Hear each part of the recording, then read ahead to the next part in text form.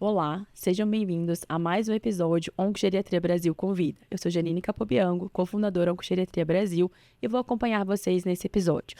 A Oncogeriatria Brasil é uma empresa dedicada para a educação do envelhecimento e dedicamos na disseminação de informações sobre as particularidades do câncer no paciente idoso. Acreditamos no poder da educação para proporcionar melhores desfechos no tratamento oncológico dessa população. E para manter atualizado no que se refere à oncogeriatria, não se esqueçam de nos acompanhar pelo site e nossas mídias sociais. No episódio de hoje, a gente vai falar sobre avaliação pré-operatória e pré-habilitação no idoso com câncer. E para isso, temos convidados muito especiais. Nossa médica geriatra Poliana Souza e o cirurgião oncológico Marcos Adriano. A Poliana é uma das nossas cofundadoras e o Marcos vocês já conhecem por aqui. Oi, Poliana. Oi, Marcos. É sempre um prazer vocês estarem com a gente. Muito obrigada por aceitarem o nosso convite. Sejam muito bem-vindos. Obrigada, é um prazer estar aqui na minha casa, recebendo o Marcos, que é tão especial para a gente. Obrigado, Janine. Obrigado, Poli. Vamos para mais um pacote de orientações. Com o envelhecimento populacional e o aumento da prevalência do câncer na população idosa, é de se esperar que cada vez mais temos indicações cirúrgicas oncológicas nessa população, que sabemos do aumento da incidência de câncer nesse grupo. Então, como a gente pensa, estuda e busca melhores desfechos nesse grupo para tratamento sistêmico, também existe uma preocupação em melhores desfechos no ambiente cirúrgico. E por isso que a gente está aqui hoje, para poder falar um pouquinho sobre isso. Poli, para a gente começar, por que existe uma maior preocupação em relação a procedimentos cirúrgicos nos pacientes idosos?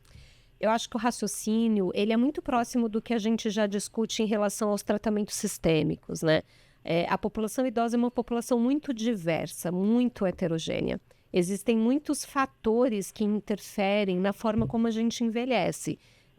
Então, dois idosos da mesma idade cronológica, eles podem ser totalmente diferentes no que diz respeito a várias coisas: funcionalidade, cognição, status nutricional, perfil de adoecimento, então as comorbidades, perfil de uso medicamentoso, com uma chance muito maior do que uma população mais jovem de ter polifarmácia. E esses são todos fatores que podem interferir nos desfechos cirúrgicos, né? Então, quando a gente pensa na avaliação dessa população para programar um procedimento, né, ela é muito importante, porque são a percepção de como é este idoso que está na minha frente em relação a todos esses fatores que vai me ajudar a propor estratégias para que os desfechos para o Marcos, por exemplo, possam ser melhores. E quais são os principais fatores de risco, então, para você em relação ao desenvolvimento de desfechos cirúrgicos negativos, do ponto de vista geriátrico, e depois eu vou perguntar para o Marcos. Quando você vai ver na literatura, acho que assim, o grande campeão de fator de risco para um desfecho negativo cirúrgico nas pacientes é o status nutricional, né? Acho que ele vem com peso muito grande, mas ele não é o único. Então, pacientes com maior comprometimento funcional, eles têm um risco maior. Pacientes com algum comprometimento de mobilidade, pacientes sarcopênicos, então com redução, né, de massa e de força muscular, pacientes com alteração cognitiva, pacientes com comorbidades importantes e com um controle não tão adequado ou um controle pior das comorbidades, tem um risco de desfecho pior, assim como aqueles pacientes que têm polifarmácia, né? E pacientes frágeis, né? Aqueles idosos que fecham critérios para fragilidade também têm um maior risco de desfechos piores. A Poli trouxe muito bem do ponto de vista geriátrico, né, Marcos? Mas eu acho que não tem nada melhor do que a gente compartilhar a experiência, né? Porque a literatura, às vezes, a gente tem um dado, mas você que tem muita experiência em relação ao cuidado do idoso com câncer, o que você acha que são os principais fatores de risco para um desfecho negativo? Você concorda com a Poli? Tem algum ponto que você acrescentaria? Pode conseguir englobar realmente aqueles fatores que interferem num desfecho cirúrgico para esse paciente. E de todos os que ela comentou, eu gosto muito de falar sobre o estado nutricional. Por quê? Porque nós sabemos que todos esses preditores de maior chance de complicação pós-operatória, nós sabemos que dentre esses vários preditores, aquele em que nós conseguimos intervir e realmente modificar é o estado nutricional. Dessa forma, nós temos diversos estudos com bases populacionais de 30 mil, 40 mil pacientes que avaliam 16, 15, 18 variáveis preditoras de mortalidade. Quando você avalia todas essas variáveis, quando você avalia essas variáveis, aquela que você consegue intervir e mudar é o cuidado nutricional. Dito isso, obviamente que o ideal é que nós entendemos esse paciente globalmente, mas pensando em variável preditora de mortalidade e complicação, que é custo efetivo para você intervir, eu pensaria no cuidado nutricional, no estado nutricional do paciente. Então, com todas essas informações, Polly, o que talvez eu compreenda, né, agora é que talvez para o paciente idoso, uma avaliação perioperatória tem que ser um pouco diferente do paciente jovem, é isso mesmo? Na verdade, a gente acrescenta fatores nessa avaliação, né? Assim, quando eu vou fazer uma avaliação pré-operatória, tem várias coisas que são clássicas na avaliação pré-operatória. Por exemplo, risco cardiovascular é importantíssimo, uma avaliação pré-operatória de qualquer pessoa. Risco pulmonar, por exemplo, risco de ter infecção pulmonar no pós-operatório, risco de trombose. Tem uma série de riscos que são clássicos e que a gente vai avaliar em todo paciente. No paciente idoso, o risco nutricional também, né? No paciente idoso, a avaliação do risco nutricional, ela ganha um peso maior. Por quê? Porque é uma população com maior chance, uma maior prevalência de alterações nutricionais, né? E de alterações nutricionais negativas, né? De pacientes que são mais desnutridos, ainda que tenham IMC normal. Muitas vezes esse é um idoso sarcopênico, eu posso ter um obeso sarcopênico que piora ainda mais os desfechos, né? Que é um fator de piora de desfechos. Então, não basta eu avaliar IMC nesses pacientes, eu tenho que ter uma avaliação nutricional mais aprofundada, mais especificada, né? Para a gente poder ver. Muitos serviços até se utilizam de avaliação de massa muscular mesmo nesses pacientes, que é um dado importante. Mas, para além disso, o que mais me preocupa nesse idoso?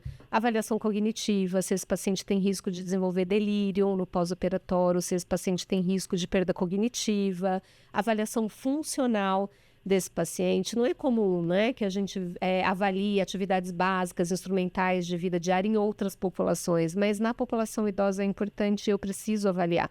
Por quê? Porque perda de funcionalidade também é preditor de desfecho negativo nesses pacientes e eu também tenho que avaliar, né? A presença de polifarmácia. Então, todos esses fatores que eu coloquei como fatores de risco, eles são fatores que precisam ser pormenorizados no paciente idoso e precisam entrar na sua avaliação pré-operatória.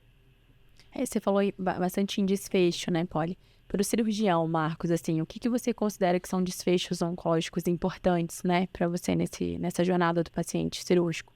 Sensacional esse questionamento, porque nós estamos num momento de mudança de avaliação de desfechos. Nós temos hoje, no paciente cirúrgico, aqueles desfechos clássicos, que é a morbimortalidade pós-operatória. Você opera, esse paciente ele pode ter uma morbidade cirúrgica maior, evoluir, quem sabe, até para a mortalidade. E dentre a morbidade cirúrgica, você tem o padrão. Tempo de internação, infecção, fístula, reoperação. Por que é interessante falar sobre isso? Hoje, cada vez mais, a gente precisa entender, óbvio, os desfechos clássicos, mas emerge o que a gente chama de PRONS e PRENS, que é Patient Reported Outcomes Measures, e Patient Reported Experience Measures, que você avalia o desfecho relacionado ao paciente. Quando a gente fala em PRONS, você precisa entender o que aquele procedimento trouxe para o paciente, para a saúde, para o bem-estar e da funcionalidade. Ok, a gente quer que o paciente tenha uma morbidade cirúrgica menor, que esse paciente não venha evoluir a óbito, mas o que é que importa para o paciente? Os PRONS, e principalmente na população idosa, são extremamente importantes. E além disso, quando nós falamos hoje em UX, que é User Experience, você precisa trazer os PRENS, que é a experiência do paciente. Como foi que esse paciente se sentiu durante toda a jornada de cuidado? Por isso, que na modernidade do cuidado e da entrega de valor para o paciente, não somente os desfechos clínicos são importantes, clínicos cirúrgicos, mas os resultados que realmente importam para o paciente, que são os PRONs, e a experiência do paciente dentro da jornada de cuidado, que são os PRENs. Hoje, para falar de cuidado cirúrgico, principalmente no paciente idoso, lembrar dos desfechos clássicos, mas também dos PRONs e dos PRENs. É cada vez mais importante a gente colocar o paciente no centro do cuidado, né? Como você falou. Em relação a colocar o paciente no centro do cuidado e incorporar a equipe toda, né, de saúde em relação à avaliação da sarcopenia, que foi uma coisa que a Polly trouxe muito bem, que usualmente usava-se o peso, né, o IMC, e isso mudou. Então, a gente avaliar a saúde muscular desse paciente, né? E muitas pessoas às vezes ficam procurando empecilhos, né? Eu não consigo, meu sistema é muito difícil. Como você acha que a gente pode incorporar uma avaliação prática mesmo da sarcopenia, seja para o cirurgião, ou incorporar a equipe de saúde mesmo nessa avaliação para auxiliar o médico que talvez não tenha experiência ou um recurso para avaliação da sarcopenia de forma fidedigna mesmo, né?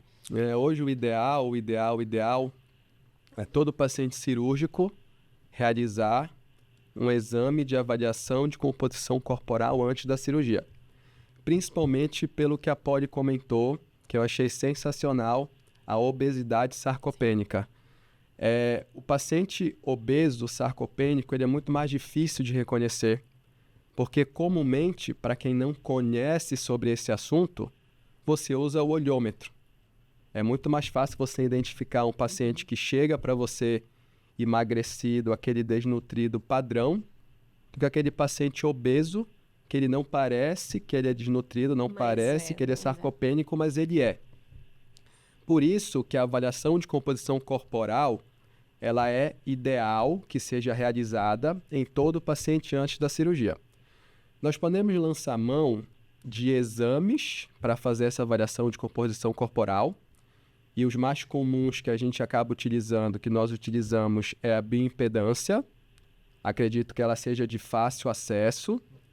Se você conseguir ter uma avaliação de composição corporal através da tomografia, também é muito interessante, principalmente pensando que aqueles pacientes que são mais desnutridos são os dos tumores do trato digestivo e normalmente todos terão uma tomografia de abdômen. Mas, se você não tem essa opção, traga o seu time de saúde e use métodos antropométricos mesmo. Circunferência da panturrilha, do braço, as pregas cutâneas. Mas não deixe que esse paciente não tenha também, né? a avaliação do hand grip, que vê força. Não deixe que esse paciente não tenha uma avaliação de composição corporal. Mas, Marcão, eu não tenho nada disso. Meu amigo, na dúvida, trata. Na dúvida, considere que todo paciente cirúrgico oncológico ele é desnutrido de base. Porque você tem, por exemplo, literatura que traz o câncer coloretal com uma prevalência de desnutrição ao diagnóstico 35-40%. Então, obviamente, que o que é melhor você tratar e o paciente não ser desnutrido do que você deixar de tratar um paciente que é desnutrido. Eu entendo que deve existir uma melhor otimização dos recursos para que o paciente certo receba o cuidado adequado. Mas aqui nós estamos falando que você não consegue nem ter uma avaliação de composição corporal. Então, na dúvida, considere esse seu paciente um paciente desnutrido, sarcopênico, e suplemente e cuide de todos os pacientes cirúrgicos antes da cirurgia. Até porque... Total de acordo, né? Porque é um risco que a gente sabe o peso que a desnutrição tem nesses pacientes. A gente sabe o quanto ela coloca esse paciente em risco de complicações e de piora da qualidade de vida, de piora da funcionalidade, de repente esse paciente não conseguir recuperar a sua funcionalidade no pós-operatório. É um preditor de mortalidade. Exatamente. Né? A sarcopenia, ela é um desfecho clássico, assim. E de perda de qualidade de vida. Então, e é algo que a gente tem evidência de que a intervenção melhora o desfecho. Então, eu concordo, assim, se você está num local que você não tem condições de avaliar, considerando a prevalência, faça a intervenção. Sim. Faça a intervenção. Até porque faz parte do processo de pré-reabilitação, reabilitação, né? Muitas vezes a gente sempre tem uma imagem, né, de que seria um cuidado pontual naquele processo. E aí eu queria que você explicasse um pouquinho para você como é a sua visão de pré-reabilitação, né? Como é que funciona no seu dia a dia?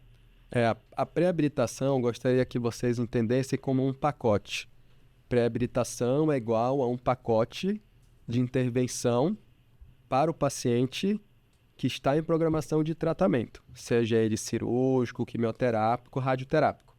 Nós acabamos usando pré-habilitação como sinônimo de pacote de intervenção antes da cirurgia. Mas, obviamente, que nós podemos pré-habilitar um paciente que vai fazer uma neoadjuvância, seja só com quimioterapia, seja com quimio ou com radioterapia. Dito isso, eu trago a pré-habilitação como um pacote de intervenção antes da cirurgia, né? O nome pré, tem que lembrar que pré é sempre antes. E esse pacote de cuidado, ele engloba a tríade exercício físico, nutrição, psicologia comportamental, associado ao quinteto de otimização clínica: anemia, diabetes, pressão alta, cigarro e álcool, certo? Então, para resumir, pré-habilitação cirúrgica é um pacote de cuidado com a tríade exercício, nutrição, psicologia comportamental, mais a otimização clínica que traz um quinteto: diabetes, pressão alta, anemia, álcool e cigarro. Qual é o grande objetivo da pré-habilitação e por que nós estamos pré-habilitando? Porque é antes da cirurgia. Dentre os fatores que interferem na morbimortalidade cirúrgica, a pré-habilitação ela vai atuar diretamente no paciente. Ela vai fazer com que esse paciente melhore a sua reserva fisiológica antes da cirurgia, propiciando que a resposta endócrina, metabólica e imunológica ao trauma cirúrgico seja menor. Dito isso, dos fatores que interferem na morbimortalidade, qual é a grande magia da pré-habilitação? Ela vai atuar no paciente, ou seja, num fator antes da cirurgia, mas ela também atua após a cirurgia, diminuindo a resposta endócrina, metabólica e imunológica ao trauma cirúrgico. Esse que é o objetivo da pré-habilitação. Eu acho que o Marcos tocou num assunto importantíssimo, que é o controle de comorbidades, né? Que às vezes fica esquecido nesse pacote. A gente lembra da atividade física, do exercício, da importância do fisioterapeuta nesse processo, a gente lembra da nutrição, a gente envolve, né, o nutricionista, a gente trabalha como esse paciente vai fazer o enfrentamento desse processo e a gente esquece que não é só isso, né? É lógico que a otimização clínica entra na avaliação pré-operatória geral, né? Não só desses pacientes, mas é importantíssimo a gente ter esse olhar também, como é importante o controle das comorbidades para reduzir complicações pós-operatórias, né? Esse paciente precisa ir no seu melhor, e o seu melhor inclui também ter as suas comorbidades o mais controladas possíveis. E aí a gente entra na complexidade do paciente idoso, né? Porque a gente está falando de linha de cuidado. Então, o quão importante é a gente estar junto com uma equipe de saúde mesmo, o oncologista, o geriatra, o cirurgião e a equipe multidisciplinar nesse cuidado, porque é uma jornada. Porque muitos desses pacientes que foram submetidos a uma cirurgia, eles vão precisar de um tratamento complementar, como quimioterapia ou até mesmo rádio, né, que a gente falou. Então, eu preciso deixar esse paciente mais preparado para que ele tenha uma jornada com segurança e qualidade de vida. Senão, muitas vezes, a gente acaba fazendo mais mal com o tratamento do que com a própria doença, né? E impacta muito na jornada desse paciente. E você consegue elucidar para a gente um pouco? A gente falou muito sobre intervenções, né? Então, o que seriam essas intervenções da equipe de saúde que você falou? Como você conseguir elucidar para a gente um pouco melhor? Eu vou trazer a tríade, né? Mostrar a tríade da pré-habilitação, que é exercício físico, nutrição e preparo psicológico comportamental. Mais o quinteto da otimização clínica. Sim. E aí nós entendemos que esse quinteto da otimização clínica passa muito pelo geriatra, pelo clínico que está nessa equipe de saúde do cuidado, mas nós também sabemos que a tríade ajuda na otimização clínica, principalmente diabetes, pressão alta, álcool, cigarro, Exercício. Educador físico, fisioterapeuta, acredito que eles devem, precisam e já sabem que eles trabalham em conjunto. Normalmente são prescritos exercícios aeróbicos, resistidos e ou flexibilidade. Quando você traz o cuidado nutricional, em geral é a nutricionista ou nutrólogo, eles vão trazer orientação dietética, mudança ali de alimentação, de rotina, mas a suplementação, sempre. E as terapias cognitivas comportamentais, onde você vai trabalhar ansiedade, enfrentamento da doença. Tudo isso, ele deve ser personalizado. Hoje, se fala muito em oncologia de precisão, em medicina de precisão. E por que não falar sobre cuidado cirúrgico de precisão? É isso. Esse pacote ele é muito amplo. Obviamente que nós temos hoje pacientes, vamos falar de idade cronológica, pacientes que chegam para a gente com 65, 70 anos, eles correm 21 quilômetros em 1h30, 1h20. Esse paciente ele vai precisar de uma pré-habilitação, ok, mas é totalmente diferente a prescrição de exercício, e é uma prescrição mesmo de exercício para esse paciente, daquele paciente com 65 anos, que é totalmente a parte de exercício, é totalmente sedentário. Obviamente que aquele paciente que tem um hábito alimentar de uma dieta totalmente rica em carboidrato, em gordura saturada, em açúcar, esse paciente ele precisa de uma orientação para mudar a dieta e para incluir suplemento. E a terapia cognitivo-comportamental nem se fala no mundo doente que nós hoje vivemos, principalmente quando o câncer ele ainda é tratado dentro da indústria da esperança. Sim. Aonde vale tudo, de todas as formas, de todas as maneiras. E é isso. Oncologia de precisão, medicina de precisão, e nós estamos no momento do cuidado cirúrgico também de precisão. Isso é muito importante até para a adesão do paciente, né? A gente está falando agora de várias intervenções, mas que mudam muito a rotina do paciente, né? Então, a gente precisa cada vez mais adaptar aquela realidade, né? Aquela localização que eu tenho de recurso para conseguir inserir na rotina do meu paciente, que eu possa ofertar para ele também, né? Para que a gente tenha uma adesão melhor. Você comentou um pouquinho em relação ao protocolo de recuperação acelerada, né? Explica para a gente por que ele é tão importante, né? Por que você valoriza tanto isso? Os protocolos de recuperação acelerada, eles são o guarda-chuva disso tudo que nós falamos. A pré-habilitação, ela é um item dentro do protocolo de recuperação acelerada. Por exemplo, falando em câncer de cólon, né, hoje ali o segundo, o terceiro tumor mais comum, a maioria dos pacientes são cirúrgicos. Se você levantar o protocolo de recuperação acelerada, são 30 itens, são 28 itens. Dito isso, ele funciona como um guarda-chuva dentro da jornada de cuidado cirúrgico desse paciente, que nós falamos bastante sobre jornada, foi comentado aqui agora há pouco, a Janine comentou sobre a jornada. E imagina a jornada de um doente com uma doença cirúrgica. O protocolo de recuperação acelerada, ele nada mais é do que a jornada inteira desse paciente, começando desde o diagnóstico, com a caixinha do pré-operatório, o que fazer com esse paciente antes da cirurgia, que não é somente a pré-habilitação, existem várias intervenções de cuidado que melhoram o desfecho desse paciente. A caixinha, o slot intraoperatório, intra-hospitalar, como é que eu manejo esse paciente desde quando ele interna, anestesia, cuidados de UTI, enfermaria, apartamento, até o cuidado pós-alta. Protocolos de recuperação acelerada englobam toda a jornada de cuidado cirúrgica do nosso paciente.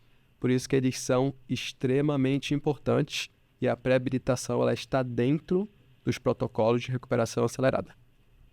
Muito bom. Bom, a gente podia ficar aqui horas discutindo, falando sobre todas essas questões em relação ao cuidado do paciente idoso, mas a gente precisa seguir para o encerramento. Polly, muito obrigada. Marcos, obrigado. O que vocês gostariam de deixar, assim, como mensagem final e onde o público pode encontrar vocês? Bom, eu acho que a primeira mensagem é avaliar, né? A gente precisa avaliar. E essa avaliação inclui, no paciente idoso, a avaliação geriátrica ampla desse paciente, né, pré-operatória. E a avaliação geriátrica ampla inclui a gente conversar com o paciente sobre seus valores, seus princípios, suas metas, seus desejos, né? Que é isso que o Marcos falou também. Isso também entra, né, nesse pacote. Então, não deixar de avaliar esse paciente de forma pormenorizada, levando em consideração os riscos, o que da condição desse paciente pode colocá-lo em um maior risco de ter desfechos negativos nesse pós-operatório e como a gente pode intervir, né? Como a gente pode planejar a jornada, como a gente está falando aqui, da melhor forma possível, junto com os demais profissionais que fazem parte dessa equipe, né? Então, o geriatra é parte dessa equipe, ele tem que se ver como parte dessa equipe, né? Fazer essa avaliação, dividir essa avaliação com os demais membros da equipe para que a gente possa planejar a jornada, inclusive a jornada cirúrgica, né? Eu queria agradecer o convite, mais uma vez. Vocês podem me encontrar nas redes sociais, Instagram, LinkedIn. Eu vou estar super à disposição de conversar com todo esse público que nos escuta e nos assiste também. E parabenizar por trazer esse tema para o nosso podcast, para o nosso videocast. Eu posso falar que é nosso, já é a segunda vez que eu estou aqui, né? Já é de casa. Já é de casa. E como mensagem final, eu queria que vocês lembrassem sempre dessa frase. Vai devagar, que eu tô com pressa. Acredito que vocês já escutaram essa frase e ela cabe muito bem na jornada do paciente cirúrgico. Quando nós falamos vai devagar, prepare esse paciente devagar, avalie esse paciente devagar. Por quê? Porque eu tô com pressa na recuperação desse paciente. É isso. Falar em intervenções de cuidado é lembrar dessa frase. Vai devagar que eu tô com pressa. Avalie esse paciente devagar. Tria esse paciente devagar. Faz as intervenções que esse paciente precisa. Por quê? Porque realmente nós temos pressa que esse paciente recupere, que ele alcance os objetivos que ele imagina e que ele realmente tenha uma recuperação pós-operatória de sucesso. Muito bom. E é muito importante, se vocês finalizaram, né, em relação a esse cuidado multi-interdisciplinar. É importante haver essa comunicação, né? Todos conseguirem juntos planejar um plano de cuidado, dividir esse cuidado mesmo, para que esse paciente tenha uma jornada segura e com qualidade de vida, né? Bom, nesse episódio do podcast Oncogeriatria Brasil Convida, falamos sobre avaliação pré-operatória e pré-habilitação do idoso com câncer. Mais uma vez, agradeço a participação dos amigos Polly e Marcos. Lembrando vocês de se inscreverem no nosso site e acompanhar nas redes sociais para ficarem atualizados em relação à oncogeriatria. Agradecendo novamente a todos os apoiadores e agradecemos a audiência e até o próximo episódio.